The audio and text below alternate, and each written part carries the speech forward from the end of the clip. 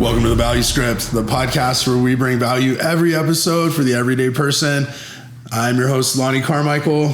My lovely co-host, Meredith Carmichael, is here as well. And we're going to continue our talk with Trisha Faith. And I want to roll right into what I want to get to that segues off our last episode. So if you haven't watched the last episode, make sure you go to there.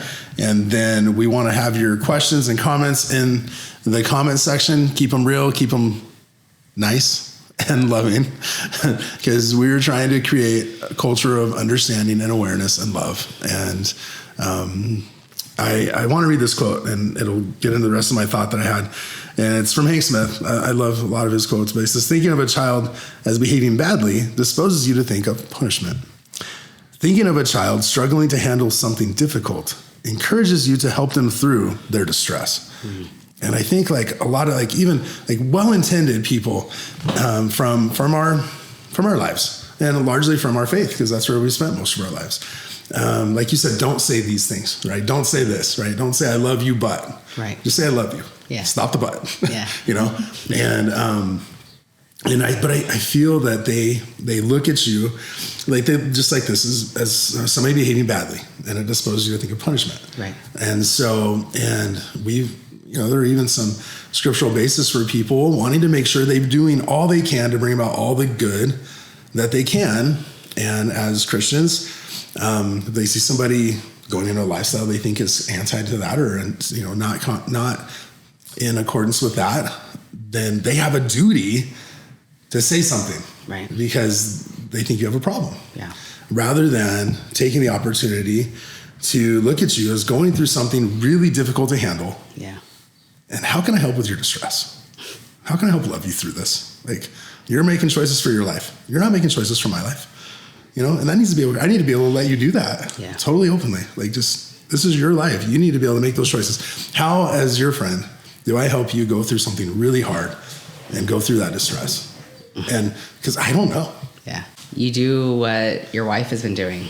Like, the messages that I've gotten from Meredith of love and support and friendship have been everything. Because it's little moments like that I'm like, okay, I haven't lost everybody. Yeah. Like, it feels like I've lost everybody, but I haven't lost everybody. I don't know, last year, if you remember, when we were standing in line waiting for our kids after the concert, I gave you, you shook my hand and I was like, come here. And I gave you a big hug. I loved it. I want you to know, we're here. We're still your friends. It was so good. Yeah, I appreciated that. And I do think it goes back to a little bit of just the way we're raised, that like, if you do good things, good things happen too. Like because you're such a good person making all the right choices, you're giving this great life. Right. And so I'm in a space that's really hard because if I'm really happy, everybody thinks it's just like a fake happiness. Right. Like, it's not real happiness. And we feel bad for her because she doesn't have like the fullness of happiness. Right. If I'm going through hard things, it's because of my bad choices. Right. Like, and not just being human. Right. So, you behaved yourself into this bad situation, right. Again, thinking from a punishment standpoint. Right. Exactly. Like, we're withholding love because you're making all these choices. And like, people have told me like, well, you're just getting what you're like asking for. Like, I had somebody close to me say like, suck it up, buttercup. These are your choices. Right. Right. And so, divorce is hard. Right? Deconstructing your faith is hard. Coming out as gay is really hard. Losing your community is really, really hard. Having to, for the first time in your life, like, get a real job and have a career and support 4 children and move out on your own is hard. Any one of those things could break somebody. Right. And if people could just understand, like I did all of that in the last 2 years, all of that. And I did it alone.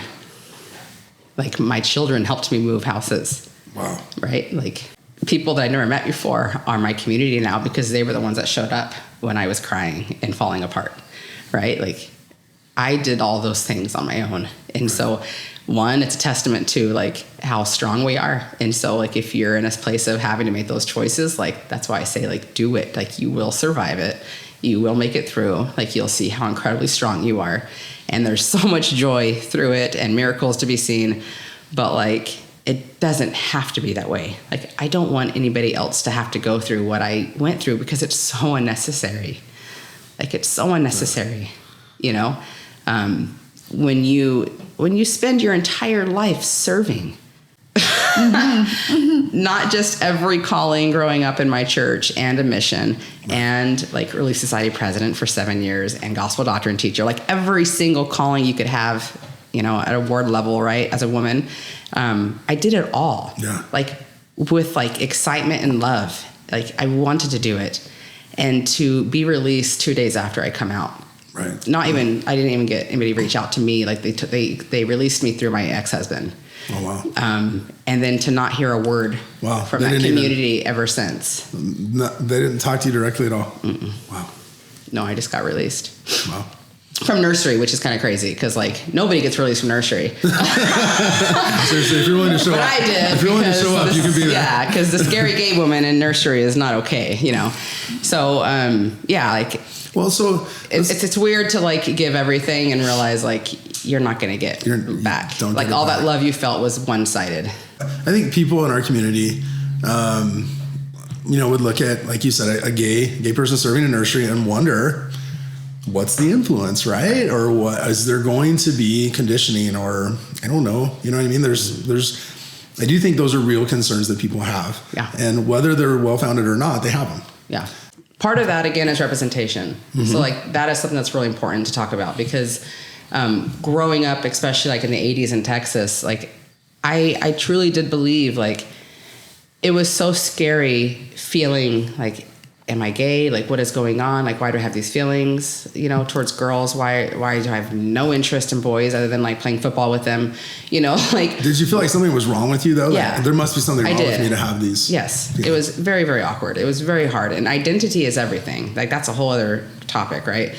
But, and most people have the benefit or the great blessing of... like just knowing their identity, and it's just easy, right? But for anybody who falls a little bit out of that norm, it is incredibly hard, and it leads to isolation and social awkwardness, and like it's a really hard road, right? And so I was dealing with all of that, right? But representation would have changed everything for me. But at that time, like being gay meant you were a druggie. You had diseases, like you were in back alleys, like you were a rapist, a child molester. Like those are the things that were taught in society that being gay meant.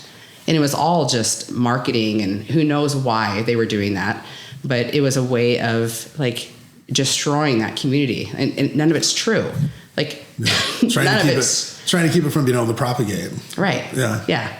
When I was 27 years old, and a good friend of mine fell in love with me, and she told me that she was in love with me, and I was so good at putting those walls up and hiding who I was that I refused to accept it even then, right? Like we never did anything. We were just really close, and we had obviously a really strong bond, and I love her dearly, but I sat in a car with her while she poured her heart out to me and cried and told me she loved me. And I sat there, and in my head, all I could think of was like, could I lose everything? Like, could I like do this, you know, like, could I like be in love with her and let go of everything and face society and face my family? And ultimately I said, I chose not to. I wasn't ready. I was too scared. I wasn't being honest with myself. I still thought this was a her problem, not me. Right. Wow. And I still, even having that thought, it never occurred to me like, you are gay. Wow. Like, it still was like, it can't be. I was engaged a week later. Wow. Like, I ran to my now ex, right? Like, she scared the hell out of me. And I ran and I got married. But in that moment, like, I remember even thinking in my head, like, can anybody do this? Like, could we like adopt kids? Like, what does that even look like? Because I wanted to be a mom so bad. Like, I wanted a family so bad. And the only representation I had was like Ellen DeGeneres on TV, and like, who is it? Like Rosie, or like is she on TV anymore either? I think so. Yeah. I don't know. I used to watch it with my mom. I don't know, but like, so I knew two actors that I couldn't relate to in any way. And like, I like thinking about them was like, well, they're wealthy, they're rich, they're famous. Of course they can do whatever they want to do. Like, I can't do that. Right. Right. And so like in that moment, I chose to, instead of facing myself and being really honest, like I chose the easier route, which was marrying somebody who was safe and who would get me what I wanted, which was family, right? Again, that was a very unintentional, like subconscious decision, but I can clearly see it now, right? Well, you didn't go into that maliciously thinking, No. I'm going to use this man to get my kids and to create this family. Yeah. Like, you were sincere. Yeah. And he's been amazing in that regard. Like, he's never been upset or like hurt me in that way of like being upset in that of my decisions, because he knows, like, he was a part of that. He made his own decisions. Like, he knew what our relationship looked like and he made that choice. So we're two grown people. I don't need anybody to protect me in that situation, or hopefully not attack me, but it is what it is, because there's no representation. And so like Pride Month, right? It is so vitally important for the lives of young people, and everyone's clueless to how important it is. You know, like, they're just getting upset because now the news media will show the like craziest people in the queer community. Like, they'll be front and center, right? The guy, you know, wearing a thong and, you know, running down the road. Right. Like, he's going to be like the poster, and that's cool. Like, do you, bro? But like, that's not the norm. Right. Like, the norm is just everyday regular people like me that love life, love being a part of their community, are working hard. They're in school, they have families, and they just want love. Like, they just want to have a family, right? Like, that's the norm. And Sounds like mainstream media. They just try to villainize everything. Oh, they try to villainize everything. Yeah. Right? And Take the extreme example in every situation and then build fear. Yep. Build fear, and that divides. Divides. And solutions will never be found. If everyday people could come together, I don't care what the topic is, like, we would find solutions. Because we'd actually see each other, you know. And I'm in a unique place because I've been the super religious person. I'm also very not religious now. Like, I've been the crazy Texan conservative. I'm not going to call myself a liberal, but like, I don't call myself anything because I know both sides. Like, I've been straight. I am gay. Like, I have a perspective that most people, right, wouldn't have. And so because of that, I do feel like I'm a lot more empathetic and understanding and patient with people, because we're all just human beings, like, trying to figure it out. I appreciate you speaking of that. That's why I wanted to have this conversation on the podcast with you, because you have perspective I will never have. Yeah. I don't, but I value that you do. Cool. You know, I value that you have that perspective and that you're willing to talk about it in a non-confrontational way. Yeah. And we're able to talk about each other or talk about these situations that are really uncomfortable for most people to think of. Right. But like you said, and with understanding, coming together, we can have empathy with each other. And with that shared empathy, we can start to build and grow understanding. And we don't have to be divisive. We can be loving, you know. Yeah. Some of that is being reflected a little bit in our church. They, the most recent handbook and things, they have, I guess you could say, have more liberal policies than they have in the past. Yeah. And they seem to be, you know, more accepting of, you know, you could be gay in the church and have a calling, and, you know, you could even go to the temple, but there's certain nuances that, you know, go along with that as well. Right. So I don't know, I think they're trying for some understanding, but you can speak to it. Sounds different for me, you know, from my perspective and vantage point than it does to you and for your life experience. Well, because it puts people in the queer community, especially in religion, and there's a lot of religions that feel the same way, or different cultures that feel the same way. So it's not just one religion, but obviously I can only speak to ours, or what was mine, what we know. Yeah, and you know, in an interview with an apostle, like, they were asked these questions, like, what do they expect from the gay community, and what do they feel about the gay community? And I know that right now, currently, the website reflects these same statements from him. And it was basically that we believe that you're born gay and that you are gay and that nobody should try to change that. And that is amazing to hear, right? That feels great to hear. And that's a huge change in what they've said before. I was just going to ask, was it a lot different before that? Oh, yeah. I mean, just 3 years ago, like, being gay was second to murder. Yeah. Really? Yeah. Wow. So that's a real recent change. So it's a change. Okay. Yeah.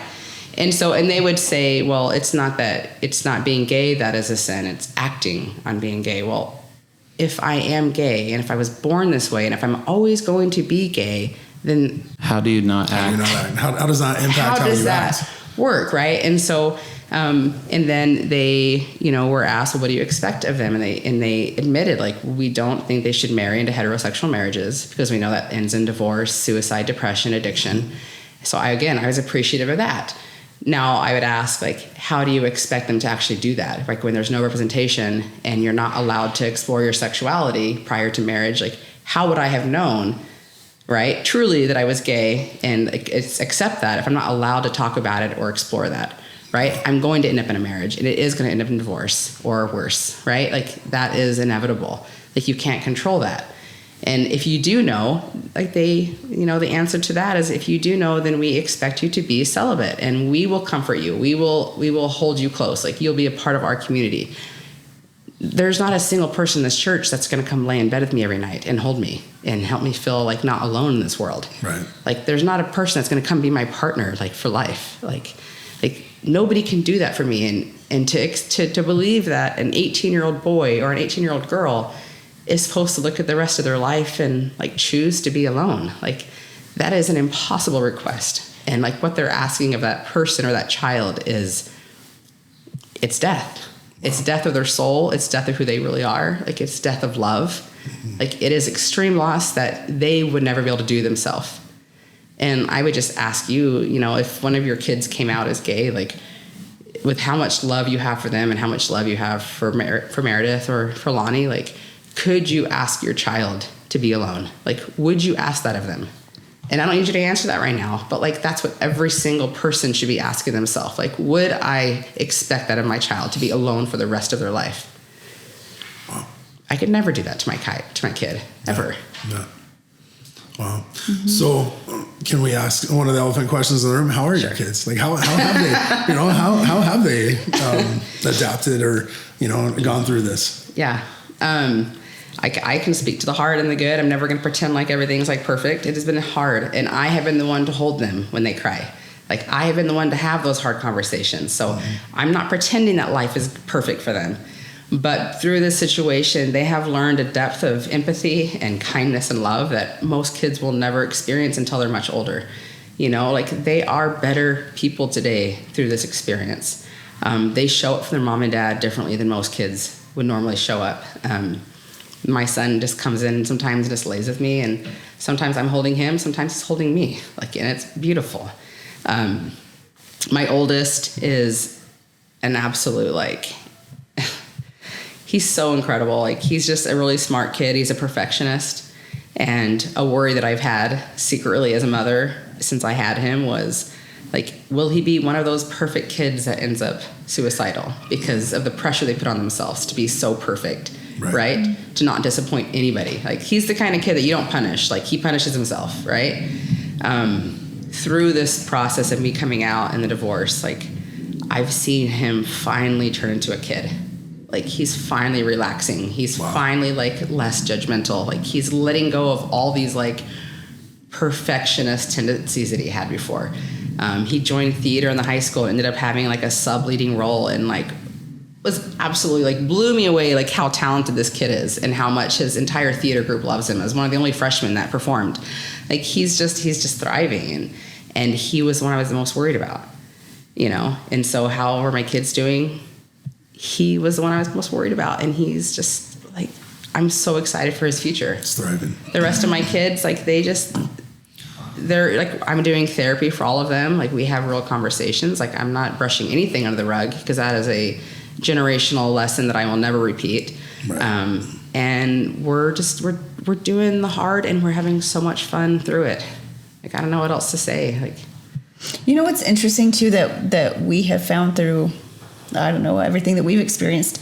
Like, you think that you can shelter your kids and protect them from the hard. Right. Like, there are things that are hard in your marriage or life experience or whatever, because you don't want them to have to go through it. You can't. Yeah. They are smart, and they pick up on things. They can feel your energy. They can feel when things are off. Mm-hmm. Even if they don't hear mom and dad fighting, they can feel. Oh, yeah. They can feel when things are not good, when there's tension, And so to isolate your kids from that almost makes them feel crazy. Yeah. Because they know that there's something wrong, but yet you're putting on this act that everything's fine. And I'm not saying you need to just have drag out fights in front of your kids. That's not good either. Right. But to have real conversations, to hold each other, to cry together, Yeah. to say, like, I know this is really hard, Right. but we're here and we love you and we're going to get through it together. And this is what it looks like. And, you know, like, that is healing and more loving than trying to put on a facade of everything's perfect when they know that it's not. Well, we're not, like, our job isn't to protect our kids. Like, I think of like a castle with like the moat and the walls and everything. And like, while you're protecting your kingdom, you're also preventing anything good from coming in, like anything new, any kind of growth, any kind of expansion, you know, like our job is not to protect, it's to teach. Right? Like to be examples of life, like what real life looks like. That is our job. Like if I send my kids out like in this perfect bubble, they are going to fall flat on their face and it could be detrimental. Absolutely. You know, like I want them to see what real life is in a safe environment. Right. You know? Right. Like, Yeah. You know what I mean? So true. So true. That's been really insightful. Really good. Comes from listening to a lot of podcasts, reading lots of books, and living through it myself, you know. What has been your greatest source of anchoring or direction now? I think just my own spirituality has always been something that has had a lot of depth to it. I've always felt like a very mature kid, and a lot of that was just because of how I was raised and what I went through. And that has led to just really just sitting inside myself, like sitting and listening and feeling like the truth of how my body feels, how my mind feels, how my heart feels, and then using those, you know, those indicators, I guess, to like make the next decision. And, you know, I've learned to accept like real truth into myself, like what feels right, instead of just like what I'm told. Like I've learned to question everything, you know, and determine like what is right and wrong from how like I really feel, you know, instead of, does that make sense? Yeah. Like, yeah. Well, I noticed that a lot of posts that you have, you do say that, you know, sitting in stillness today. And so I kind of did want, you brought that up, I kind of did want to ask, like, that can be really difficult. Yeah. To when you sit in stillness, for me, it's been very difficult to realize, like, I have these thoughts that come up, or, you know, these questions or these urges, and it's like, am I supposed to have those? You know, it's really easy to be like, you're not supposed to think that way. Yeah. But I do. Yeah. Right? So why do I think that way? Right. Right? Why do I think that way? And what does that mean? Mm-hmm. That's what I've had to do in stillness that is not necessarily comfortable, because you have to start facing truths of, well, this is why I feel this way. Yeah. And I wasn't ready for a lot of those breakthroughs. Right. So it's hard. How do you do that? Well, I mean, you're a lot of us are raised to like not question, like just do what I say, don't question, and to the extreme point of, like, if your beliefs and your thoughts aren't in alignment with this person's, then you're wrong. Right. And so I learned at a young age to like not trust myself. Right. To like, that's very dangerous. Yeah. It's really dangerous. Right. Because it led to where I'm at. And I think it's important to know, like, to understand I don't have regret for my choices. Right. But they didn't need to be. Right. Like if I share regrets, everybody just gets so upset. Like, how could you regret, you know, your children and this and that? I'm like, I don't regret my children. Like, they're my greatest joy, you know, thus far in my life. But to think that there was only one way to get those children is just naive. Right. Like, I would be a mother even if I chose a different path. Like, I could have done it if I would have had representation, you know, and in the process, I wouldn't have hurt so many people. Right. So I didn't have to go through all that pain. It wasn't necessary. And that is the problem that we have as a society, is we're creating so much unnecessary trauma and pain that could be avoided if we just allow people to be. Right. And like, again, the whole point of all of this, of this discussion, of every fight that's happening in the media right now, it all comes to like letting people just to love themselves, to love others, and have connection in their lives. Like, that's what we're fighting for. right? So when people are like anti-gay and anti-this, like you're literally fighting for people not to love and not to feel connection. Like that is the fight. Like, and do you really feel like that's necessary? You know? Yeah. I bet people haven't even asked themselves those questions to allow themselves to get to a place of understanding, to even allow the question in their own minds because of the polarized ideas, you know, that we've been taught our whole lives. Yeah. And not that the ideas themselves are intended to be polarizing, but it's just, you know, we very rigid way of thinking our entire lives that this is black and white, and this is absolute right, and this is absolute wrong. And what if I don't fit into this? Right. Then what? Yeah. Where do you go? Yeah. And that's where you've been. Yeah. Is that, like you said, that being alone and not having representation. And that kind of goes back to also, like you asked, you know, how do you show up differently? Like how can people show up differently for people in the queer community, right? If you're straight, how do you show up differently? Well, part of it is like stop like sitting in the echo chamber, right? Like people haven't come to me and asked me questions. Really? They haven't shown interest in my life, but they talk to each other. They talk to each other round and round and round, and everything I post, everything that I experience, everything that I go through, they talk about. Now, they don't have all the facts because nobody's talked to me. Right. But they just talk and talk and talk, and they're at that echo chamber, and they're all validated, and they're like, yeah, like, you know, like whatever Trisha's doing is crazy, or not, she's not thinking, or she's making wrong choices. Like they don't know anything. All they know is what they are discussing. Yeah. So like if you want to do something different, if you want to change, like talk to the people that are actually going through the experiences. Like show up and ask all the uncomfortable questions. Right. Right? Share all the things. Like Right. do that and you'll be better off. Even if you don't agree at the end of the day, you know. Yeah. Well, and I appreciated too when you said a little bit ago, like, ask the hard questions because it's relieving. Like you were like, it's relieving just to talk about it. And so many times people are like, well, I don't know what to say. I don't want to offend her. I don't want to like say something wrong. Well, just ignoring somebody and talking behind their back, that's wrong. They can feel it. That doesn't help in any way. Well, and the next part that is even more important is like the interest part, right? Like I go to events. I'm very limited to what I go to now because I have finally learned to protect my boundaries. Like for the first time in my life, like I actually have boundaries, right? This isn't Trisha being a jerk. It's not her isolating herself. Like it's like I'm actually caring about myself, like health, right? And so I protect myself now. And anybody who is willing to be kind is welcome inside those boundaries. But I go to, you know, whether that was a family event in the past or any kind of event with friends, you know, and there's just no interest in my life.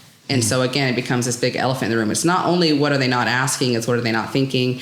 And there is no interest in my life. Like when I see a friend or when I see somebody in my family, like I want to know, how are you doing? Like what's going on? How was the move? What's your new job? Are you liking your school? Who's this girl you're dating? Right? Like who is she? Like what is her family like? Where does she come from? Like I have a whole new life and nobody knows anything about it. Wow. Except what I put on social media. Because when I'm around people, they don't ask me anything. I think they just ignore it. One of the reasons I never asked questions is I didn't want to offend you by my questions. You know, how so? Because not knowing, I don't know how my questions are going to land for you. So I don't want to ask something that may seem obvious, you know, to you, or that maybe I should know that I don't, you know, and I don't want to be culturally insensitive by asking questions to, you know, fulfill my curiosity. Right. But also to take interest in your life. Like, and I don't want to ask the wrong thing and then have you walk by and be like, oh, you know, that guy's a bigot or whatever. Like, you know what I mean? Like, so there's fear on my side. Like I have some anxiety just not wanting to ask something that makes you feel bad. See, I don't think there's any such thing as a wrong question. I think it's more about like, what is the intent? And like, how are you asking it? That's like, huge. Are really you asking me because you're curious? I'm never going to be offended. I don't care what you say. Like I've had guys ask me the craziest things and I just laugh and we laugh together. And we have I have a coworker who I appreciate so much because he asks me everything. And it's like, wow, you're like literally one of the first people to ask me any question about what it feels like to be gay, what it feels like to kiss a guy and date men and the difference of women, right? Like, those are questions that he is the first person and he's a coworker.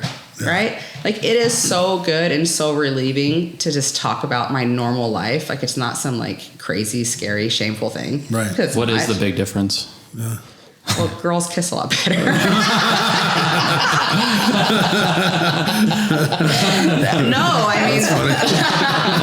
No, the only difference is like, okay, so to be real, I mean, when you dated each other, I'm sure there was some kind of chemistry, right? Mm-hmm. For sure. When you were around each other, like you just wanted to be around each other. Like you couldn't wait to touch each other. Like even just holding hands, brushing shoulders was like, oh my gosh, like I'm sitting next to her, right? Like it feels so good. I've never felt that way with guys. Wow. Like I can make out for hours and not feel a thing. I was always like, dude, what is your problem? Like keep it together. Like I was gonna say, so is it a tree? Like did you try? It's like that law of chastity, like no sex for marriage. It's like this is not a hard thing. Like what is your problem? No desire. It was never a problem for me. That is really interesting. But then like I started really liking a girl that I was talking to, on the phone and online, and she came to visit me for the first time and like surprised me, and she walked into the room and I was like, holy shit. You had those feelings. Oh my gosh. I didn't know that I could feel this way. Like she brushed my shoulder and I felt like my whole body came to life, like electricity. Wow. Like I had never experienced that after 16 years of sex with my husband. And wanting to, you probably wanted to be able to have those feelings that you thought you should have. It did. I know what I was missing. I knew I was missing something. Right. Because I believe at our core, like we all know what things are supposed to be like, right? Like I knew I was missing something. I just didn't know what. I knew I was missing love. I just didn't know what. And so I tried to create love in my marriage. Like I tried to do all the things and I couldn't create it like the way that I knew it was supposed to be. Wow. Right. And then like I'm dating someone right now. And I didn't know that I could love this much. Like, wow. It's incredible. Like it's the greatest gift. Like every second, every day is good, right, with her. That's amazing. I think there's so much value in having this conversation because I don't think that way, but you do.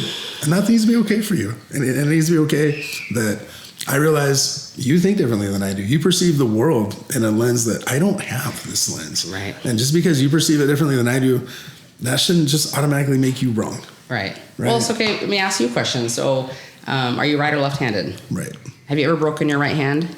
No. You ever hurt yourself? But I have tried to do dentistry with my left hand. How hard is it? It's really hard. Okay. Do you wear contacts? Do you wear glasses? Like, how old were you when you got glasses? Oh, I was 44. Really? Yeah. And was it like a big difference when you got them? So like I got to the point where I wasn't able to, at the end of the day, like when you first wake up in the morning, you have the groggy, like blurry vision. At the end of the day, my day was like that all the time. And I was like, this isn't good. I need my eyes. Yeah. I need my vision. So I had to go to the eye doctor and he's like, well, you just need readers. Yeah. He's like, you just have middle-aged blindness. Like, well, he just said that so casually. He's like, well, this is what it is. Yeah. So I'm basically blind. Like I have the worst vision, right?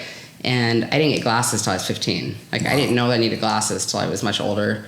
I mean, I was failing math all the time. Like I could never see what's happening on the board. So I always was like behind everybody else. And I struggled. I got glasses and I walked outside and just started crying because you could see. Like trees weren't like green blobs. It was like leaves. And like I saw the world in a whole different way. And I was like, oh my gosh, like I can't ever go back. Like I don't go a second without my glasses or contacts, right?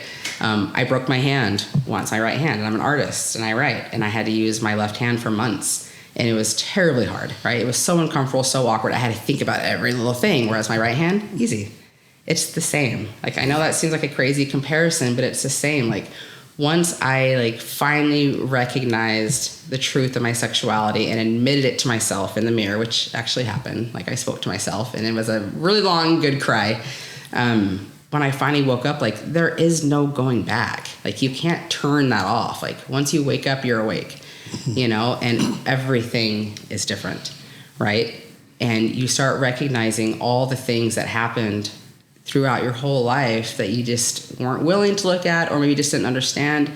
I mean, how do you tell a 12-year-old girl that she is feeling different than everybody else if nobody's talking about it? Like, right. I didn't know that I was different than everybody else. I just assumed that everybody in the girls' locker room showering was as embarrassed and as uncomfortable as I was, right? Because I was seeing young girls, like I was a 12-year-old naked around girls, and right. I was so embarrassed, right? I didn't realize, no, that's because I was like seeing something that I liked, and I was so ashamed for it. Wow. right? And so I had to like look the other way and hide and not shower with the rest of the girls. That's interesting because I don't have that perspective. Of course you don't. It's incredible though. Like, and I think sometimes we just, I don't know, I just assume other people think the way I do, and when they don't, it's like, well, how come they don't think the way I do? Yeah. But I realize more and more as I live life and meet people that most of us are so different. Yeah. And even like we were talking earlier, even the way we perceive pain is different from one person to the next in the exact same settings. Right. It's just, you're unique. You're a unique bio-alive individual. And well, the greatest population right now that's coming out of the closet, as we say, are women in their like 30s, 40s, right? So like older women my age. And that's been kind of an odd thing for me. Like, why are we all doing it at the same time? And like, does that take away from my experience that there's so many other women doing it at the same time? I mean, I'm a part of a Facebook group of women all over the world that have come out in their like late 30s, 40s, right? And as we share stories, it's honestly like mind blowing to hear so many stories that are just like mine, right? Like to like listen and go, holy crap, like you were thinking those things, like, oh, that was your experience in the shower, like this happened to you in a movie, like we all had the same experiences. And like, there's so much comfort that comes from, like, I didn't need proof that I was gay. I didn't need validation that I was gay, but to like hear other people's stories and know that I'm not alone it's comforting, right? Like it's comforting, just like any other group that you're a part of. And that's part of like that processing, like how you said, like, you can't understand what it's like to be me. Well, we have to have so much grace for people coming out, especially in their 40s, like, or anytime later in their life, because they're going through something that is brand new to them, right? And they have to relive so many chapters of their life because they never experienced it, right? I didn't know what it felt like to be a rebellious adolescent because I didn't allow myself to live those moments, right? I didn't know what it was like to date because I never dated as a gay woman. Like, wow. I dated as a pretend straight girl, right? And so I'm having to relive and like fill in all these gaps in this life chain, right?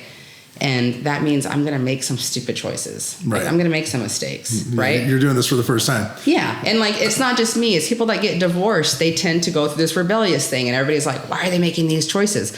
Because they're reliving these gaps that they never allowed themselves to live. And unfortunately, they're not 16 and expected to be stupid. They're in their 40s and they're doing stupid things, I got drunk, right, one night, 2 years ago, and I was like, okay, never doing that again. But like, I had to live that experience of like, I'd never allowed myself to do it, and so I did it.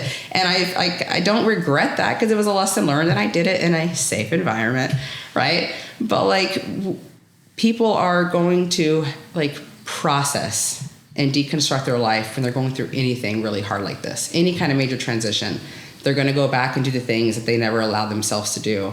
And if you're like me, it's going to be it's going to be a really quick lesson. Like, yep, never going to do that again. But I did it, And if you're like some people, it's going to take a long time because you're shamed and you're embarrassed and you don't want anybody to see the choices you're making. And so you pretend to be still the good person, even though you're living that in the back alley, like where nobody can see you. Right. Like, you see how like going back to like that love and creating an environment where people are allowed to do their thing, like, that creates an opportunity for people to learn lessons quickly. It helps them like learn their identity quickly, right? Like, it gets them on a safer path faster, right? But when there's shame and fear and embarrassment, rejection, and you push people away, like, you're making their lessons last longer. Like, you're making their life actually harder, not better. Right. I love that you just spoke to that because that's something that most people don't think of. Like, giving people the grace to live their life and to figure things out. Let them figure it out and love them. Like, that's the best thing you can do. Like you said, to help them learn the lessons quickly. Yeah, I love that. I love that. That's so good. Totally. Think about your teenagers, like how long that rebellious streak can last if they're hiding from you. Whereas if you were just honest about it, what if they just got through it really quick? Like, what if that was an option? Instead of making them feel terrible about themselves, and hiding it from you. Because then they will run to that thing, that bigger thing that makes them feel good all the time. And they will look for a community that accepts that behavior. And that will put them on even a more dangerous road. Right. Right? Yeah, so true. That's incredible. Well, Trisha, I really appreciate you sharing those perspectives and those truths that you've learned, and really the vulnerability of being able to be like, hey, I'm 40 years old and I'm going through things that, you know, we usually do in adolescence or, you know, teenage years. And it is messy and, you know, you have hurt people and people have hurt you. And, but that's not the goal, hopefully, is to weaponize what we're doing. The goal really is to come together and really love and appreciate each other and love people and be able to appreciate people that think fundamentally are wired to think differently than you do, and have that be okay, and be able to talk and support each other. And we don't have to live each other's lives, but we can be empathetic and loving and supportive.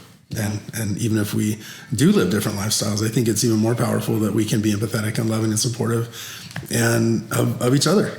You know, you can support my wife and I in our relationship, and we can support you and your future and what you have coming. And I feel like that hopefully that is the direction we should be going. You know, it just seems like the way love would direct us. So I appreciate you having this time with us. You know, ask us, ask our questions that may, you know, be ignorant or juvenile in some ways, you know, but we don't know. Yeah. We appreciate being able to talk to us and have it be safe, you know, and be good. And hopefully we can share some understanding around that helps bring more love to more people's lives. So thank you for this time. Yeah. I appreciate you. Again, we invite your comments or questions. We want your comments to be noble and not targeted to be weaponized. So, you know, we don't want to have to block and delete people, but we do want to have an understanding and be able to express love. And if we have questions about things that we want to talk about in the future, leave them in the comments and we'll bring them up. So thank you for being here. We're going to wrap this episode up. Don't forget to clickety-click, do your part, like, share, and subscribe if you found benefit in listening to this episode. We know your family and friends will as well. So we invite you to spread the word and tune in next time for an excellent episode of the Value Script.